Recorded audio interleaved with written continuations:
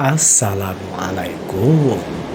Bertemu lagi di channel ini bersama Kang Dagol. Kita lanjutkan dongeng Raga Sukma di season yang pertama.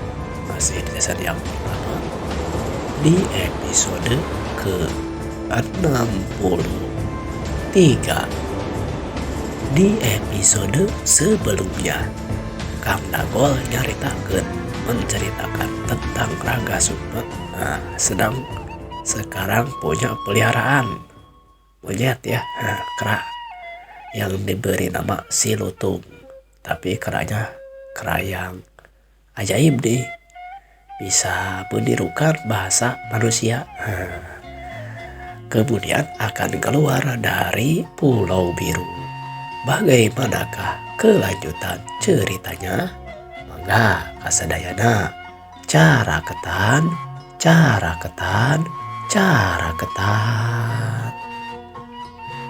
Di keesokan harinya, sekitar pada sore hari,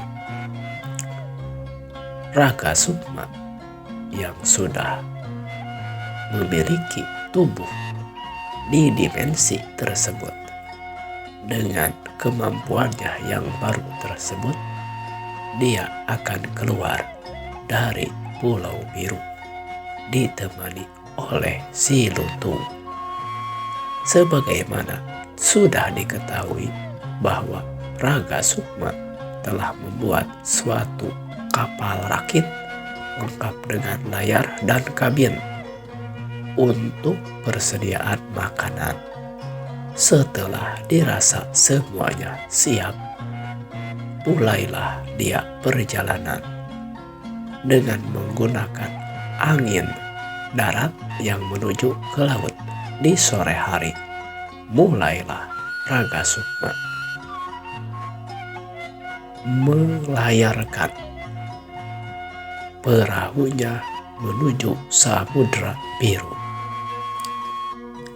Hari itu cukup cerah, langit bersinar dengan teriknya.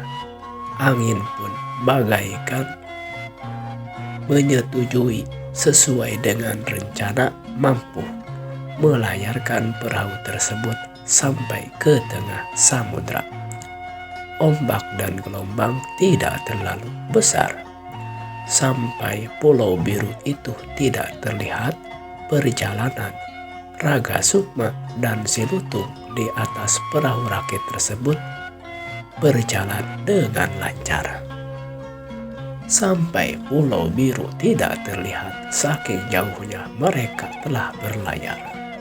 Dalam benak Raga Sukma sedikit timbul rasa heran, dikarenakan sebelumnya Samudra Biru yang pada waktu dilewati bersama Raden Tirta, Jakasuma, Ki Jaladri dan kawan-kawan begitu besar, begitu dahsyat dan berbahaya.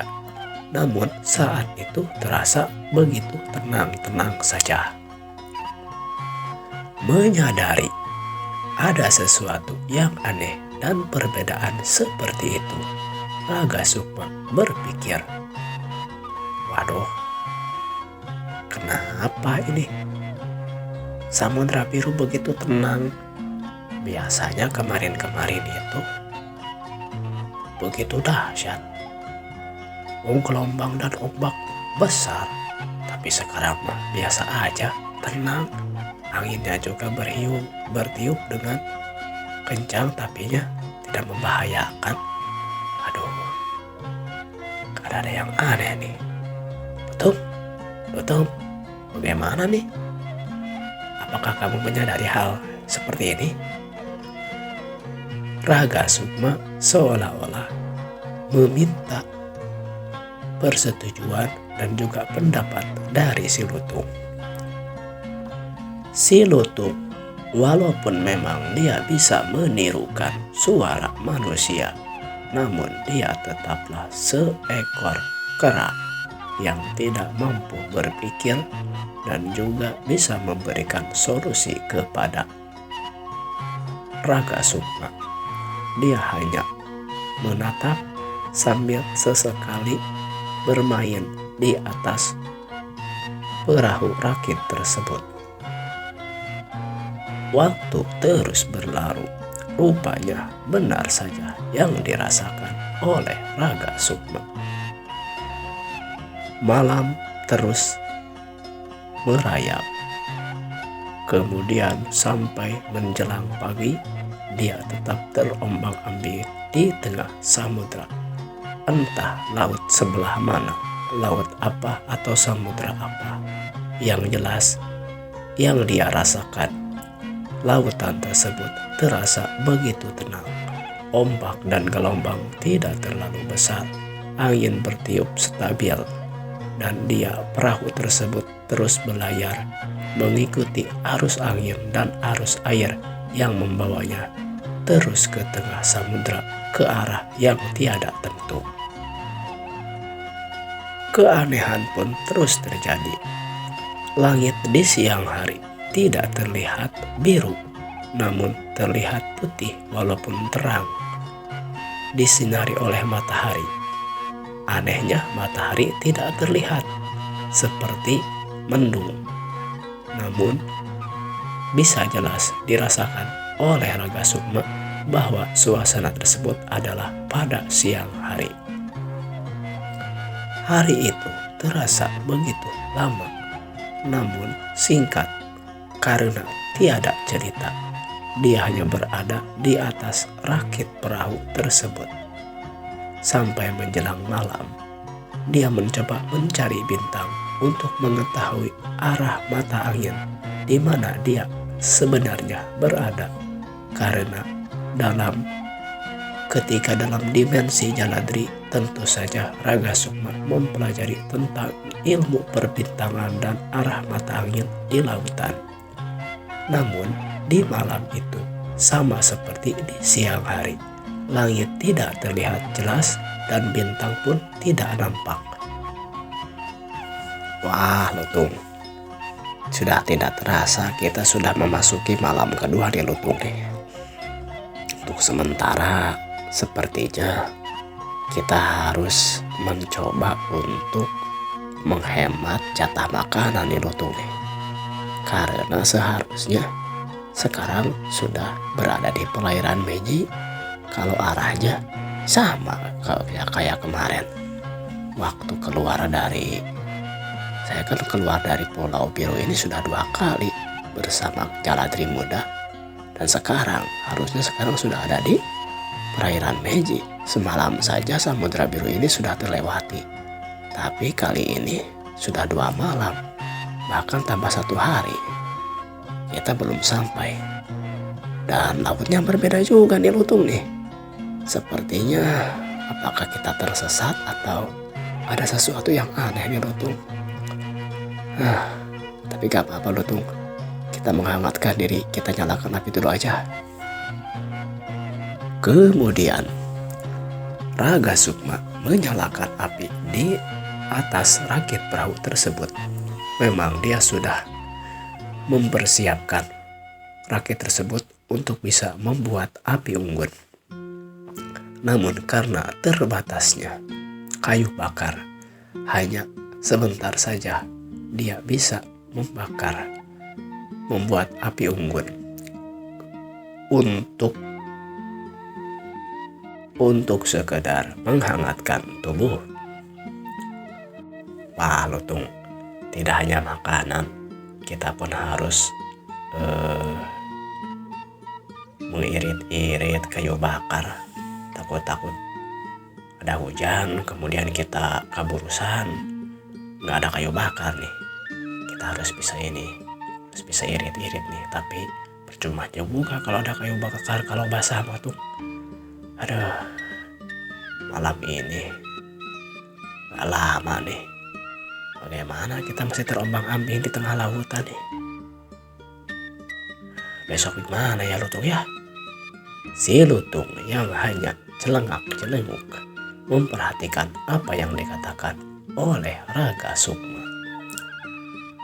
Singkat cerita, perhitungan Raga Sukma yang bisa menempuh perjalanan di Samudra Biru yang hanya sehari ataupun semalam saja sudah dihitung sekitar 7 hari 7 malam tidak juga menemukan pulau yang bisa sampai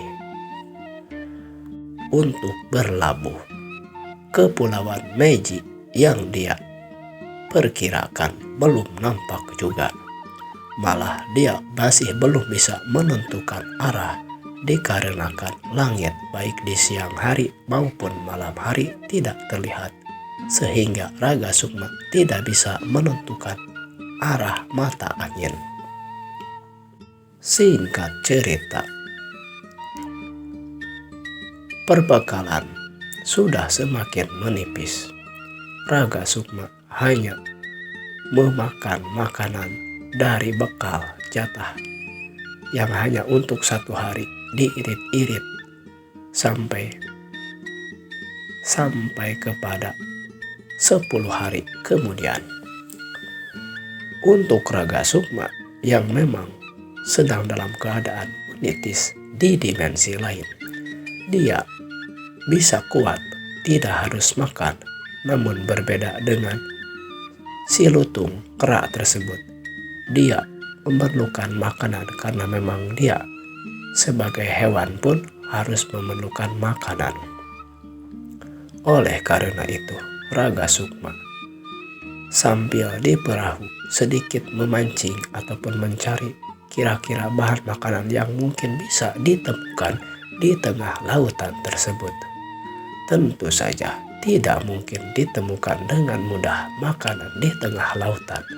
Kalaupun ada, paling ikan itu pun harus dipancing ataupun dijaring. Oleh karena itu, Raga Sukma berusaha mencari sumber makanan tidak hanya untuk dirinya, terutama untuk kera peliharaannya, yaitu si lutung tea. Namun rupanya si lutung pun bukan kera biasa. Dia cukup memakan serpihan-serpihan kayu dari rakit dan perahu sampai bilik ataupun kamar yang kabin yang dibuat di rakit tersebut hampir habis dimakan sedikit demi sedikit oleh si lutung saking laparnya. Sedangkan Raga Sukma selama 10 hari tersebut tidak makan makanan apapun. Air pun hanya tidak dia minum.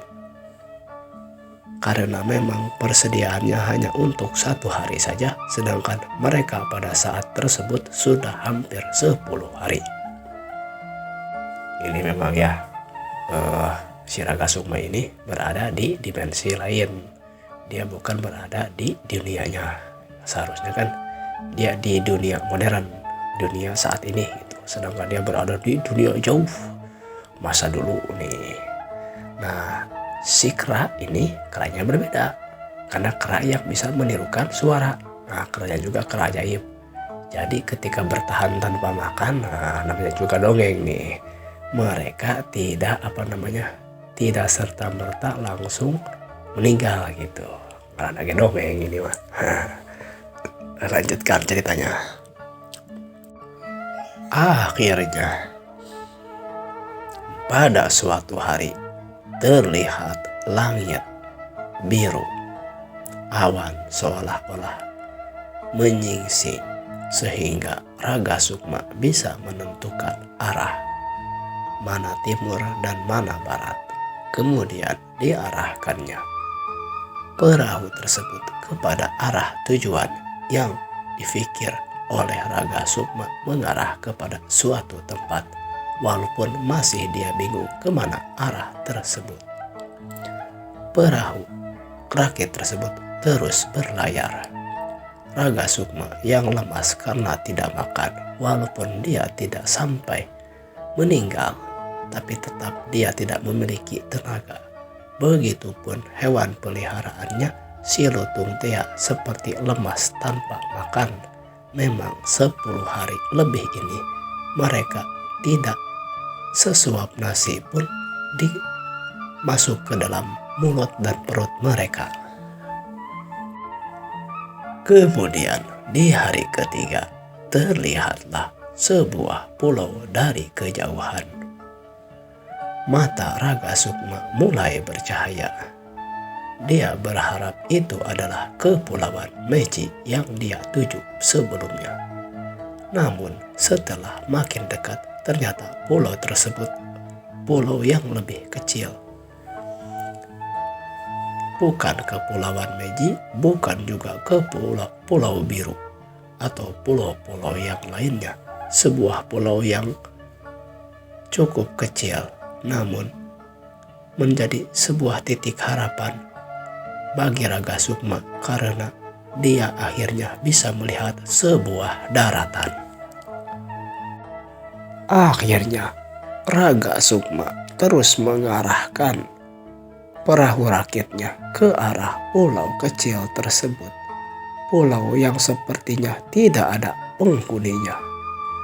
Waduh, sama seperti Pulau Biru sepertinya tempat ini tidak memiliki penghuni. Dari kejauhan pun sepertinya sudah terlihat. Apalagi ini lebih kecil dari Pulau Biru. Apakah ada makanan, sumber makanan atau tidak ya? Tapi tidak apa-apa lah ya. Yang penting mah aku bisa berlabuh dulu. Sebab kalau di lautan saja ini juga tidak jelas arahnya mana. Mungkin saja kalau setelah dari pulau tersebut aku bisa menentukan arah kemana, ataupun mungkin ada kapal yang lewat atau apa gitu. Ya udah, aku menuju pulau itu saja lah. Singkat cerita, berlabuhlah Raga Sukma di pulau terpencil itu. Rupanya di luar dugaan terlihat dari kejauhan ada sesosok manusia yang berada di atas pulau seperti memandang ke arah datangnya perahu rakit Raga Sukma. Seperti ada orang yang memperhatikan saya. Apakah dia juga sama tersesat seperti saya? Atau gimana ya? Ya udahlah, aku terus arahkan saja dulu perahu ini ke arah pulau tersebut. Singkat cerita, sampailah Raga Sukma di pulau tersebut. Ternyata sesosok tersebut adalah sesosok wanita tua. Raga Sukma yang masih lemas hanya bisa terkulai. Begitupun si lutung. Kemudian dengan tanpa diminta, sosok perempuan tersebut menghampiri perahu dengan cara mengalungkan tali. Kemudian menarik perahu rakit tersebut untuk menepi ke pulau itu. Selanjutnya, sang wanita tua tersebut memangku Raga Sukma. Walaupun tubuhnya kecil, namun terlihat dia mampu mengangkat Raga Sukma. Tidak lupa si lutung pun ditaruhnya di atas tubuh Raga Sukma, sehingga Raga Sukma dan si lutung dipangkunya, dipayangnya, dibawa ke atas pulau tersebut.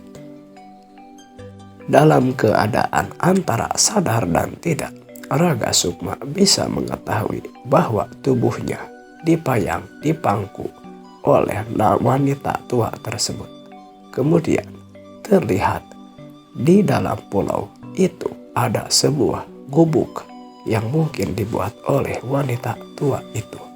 Kemudian Raga Sukma dan juga si lutung dimasukkannya ke dalam gubuk tersebut. Si wanita tua itu kemudian merawat Raga Sukma dan juga si lutung di gubuk di pulau itu. Singkat cerita, 3 hari kemudian Raga Sukma sudah mulai pulih dari kondisi lemasnya akibat beberapa hari lamanya tidak makan, terombang-ambing di tengah lautan. Sedangkan si lutung sudah bisa bermain lagi di atas pepohonan di sekitar gubuk tersebut. Dia begitu saja sudah akrab dengan si nenek tua itu.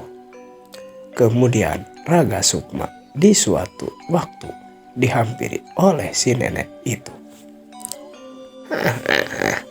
Ujang, sebenarnya kamu ini siapa dan dari mana? Mengapa sampai ke tempat ini? Nenek rasa kamu sudah cukup istirahat dan bisa menjawab pertanyaan nenek. Mendengar perkataan tersebut, kemudian Raga Sukma memandang si nenek tersebut. Ya nek, sebenarnya saya tersesat nek. Saya mau ke Pulau Meji, tapi tak tahunya jadi nyampe ke sini. Kamu ini mau ke Pulau Meji, tapi ternyata tersesat. Oh, jauh Pulau Meji itu. Kenapa kamu sudah sampai di sini? Emangnya ini di mana, Nek? Ini itu di sebuah pulau yang tidak ada namanya sebenarnya. Nenek yang mengasih nama pulau ini menjadi Pulau Nini. Karena yang menemukannya adalah Nini. Oh, jadi ini namanya Pulau Nini. Kalau nenek sendiri namanya siapa, Nek? Kamu jawab dulu pertanyaan nenek. Malah menanya nama nenek. Kamu ini siapa? Dari mana? Mau kemana? Ditanya seperti itu, Raga Sukma sedikit ngahuleng ataupun berpikir apa yang harus dia jawab. Dalam pikirannya, apakah dia akan jujur menyatakan diri sebagai Raga Sukma ataukah orang lain yang disesuaikan pada dimensi waktu tersebut. Namun karena disadari bahwa yang bertanya adalah mungkin manusia dari dimensi yang sebenarnya dimensi orang tersebut, maka Raga Sukma pun mengambil keputusan dia akan menyamar sebagai seseorang di dimensi itu. Begini, Nek, saya itu Raga, Nek. Nama saya Raga. Saya berasal dari Pulau Biru, Samudra Biru. Berniat akan pergi ke Kepulauan Meji. Tapi ternyata saya sampainya ke pulau nenek ini. Begitu, Nek, ceritanya, Nek. Wah, kamu dari Pulau Biru, Samudra Biru. Di mana itu? Nenek baru mendengarnya. Memang pernah dengar cerita orang-orang yang menceritakan tentang Samudra Biru dan Pulau Biru. Tapi itu jauh sekali. Benar sekali berada di Kepulauan Meji. Dan itu berada di negeri yang jauh, entah di mana. Ini mah masih di daerah Nusantara. Memangnya ini daerah mana, Nek? Ini itu di daerahnya masih di negara Nusa Mandura, masih dalam kekawasan Nusantara yang disatukan oleh Patih Gajah Ireng. Daerah Nusa Mandara dalam cerita ini dikisahkan adalah kepulauan di sekitaran pulau daerah Kepulauan Sulawesi di sana. Nah, ini mah dikira-kira ya, namanya juga dongeng gitu. Ceritanya Raga Sukma ini tidak sampai ke Kepulauan Jepang sana di Meji ya, tapi malah tersesat sampai ke kepulauan yang ada di Sulawesi. Jadi ini melit ya namanya juga dongeng ya, tersesat. Entah seperti apa, entah bagaimana, ternyata Raga Sukma sampai ke daerah Sulawesi di sebuah kawasan negara yang disebut Nusa Mandara gitu. Dan berada di sebuah pulau yang diberi nama Pulau Nini. Nah, bagaimana ini? Pusing? Kita lanjutkan lagi ceritanya. Setelah mendengarkan penjelasan dari si nenek demikian, Raga Sukma kemudian terbengong-bengong. Begitupun juga si nenek. Kemudian si nenek berkata lagi, "Tapi jangan terlalu bingung, jangan terlalu heran, karena memang Samudra Biru itu adalah samudra yang sangat aheng, sangat ajaib. Begitupun Pulau Biru. Jadi tidak bisa ditentukan bagaimana itu tempat dan seperti apa. Hanya saja sekarang Raga sudah berada di Pulau Nenek ini. Ya sudah, tidak apa-apa, istirahat dulu. Nanti nenek akan ceritakan hal-hal yang lain tentang pulau ini. Dan nenek juga harus tahu tujuan dan Raga ini mau kemana." Si nenek sepertinya tidak ingin banyak membicarakan pembicaraan pada awal-awal tersebut dan meminta atau justru menyilahkan Raga Sukma untuk sekedar lebih banyak istirahat. Setelah beberapa saat, beberapa hari, Raga Sukma pun sudah diceritakan oleh si nenek bahwa pulau tersebut memang termasuk pulau terpencil dan tidak berpenghuni. Hanya si nenek sajalah yang berada di pulau tersebut. Dia pun tinggal di pulau itu untuk mengasingkan diri melatih ilmu kanuragan yang telah dia miliki. Beberapa waktu nanti akan ada murid-muridnya yang datang kepadanya untuk sekedar membawa perbekalan dan bersilaturahmi. Karena rupanya si nenek tersebut adalah seorang guru ilmu kanuragan yang mengasingkan diri di pulau itu. Si nenek pula berjanji bahwa Raga Sukma akan diajarkan beberapa ilmu kanuragan untuk bekal dia sampai kembali ke tanah Jawa. Si nenek pun akan membantu Raga Sukma untuk bisa sampai kembali ke Pulau Jawa, karena memang Raga Sukma berniat akan menemui Raden Tirta untuk membantu menghadapi Patih Gajah Ireng. Hal tersebut pun telah diceritakan oleh Raga Sukma kepada si nenek itu. Namun belum jelas si nenek ini namanya siapa.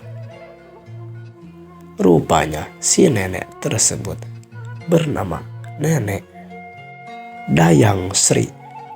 Nenek Dayang ini adalah seorang guru resi, walaupun dia seorang perempuan yang memiliki ilmu kanuragan sebagaimana telah dijelaskan sebelumnya. Nah, seperti itu, Nek. Jadi saya itu terpisah dari rombongan Raden Tirta, dan saya sekarang ingin kembali lagi bertemu Raden Tirta di kerajaan Pandunagara. Kalau nenek bisa membantu, saya sangat berterima kasih sekali kepada nenek. Tentu saja nenek akan membantu. Bagus, kamu bisa jujur sama nenek. Nenek pun kurang setuju dengan yang dilakukan oleh Gajah Ireng ini, karena banyak sekali kerajaan-kerajaan yang menjadi korban atas dasar keinginannya saja untuk menyatukan Nusantara, namun dengan cara yang salah. Bagus sekali kamu mau membantu. dari kerajaan Pandonagara ini agar bisa minimal tidak harus menghentikan pemersatuan Nusantara, bukan, tapi jangan dengan cara kekerasan. Ya sudah, nanti nenek akan bantu bersama murid-murid nenek. Sekarang kamu istirahat dulu aja, banyak istirahat, banyak berlatih. Tuh seperti si Rutung, dia sudah pandai lagi memanjat, kamu pun harus sudah cangkar lagi ya untuk beberapa hari ke depan. Ya Nek, terima kasih atas bantuan nenek. Ya sama-sama Ujang.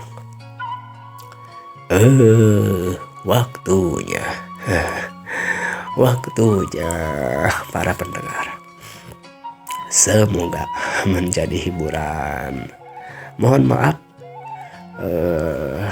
penceritaannya kurang maksimal ini. Tapi mudah-mudahan jadi pelipur lara, obat rindu yang ya ingin melanjutkan cerita dari Kang Dagol ini. Like, komen, dan subscribe-nya di atasku Kang Dagol. Wilujeng patepang deui permios.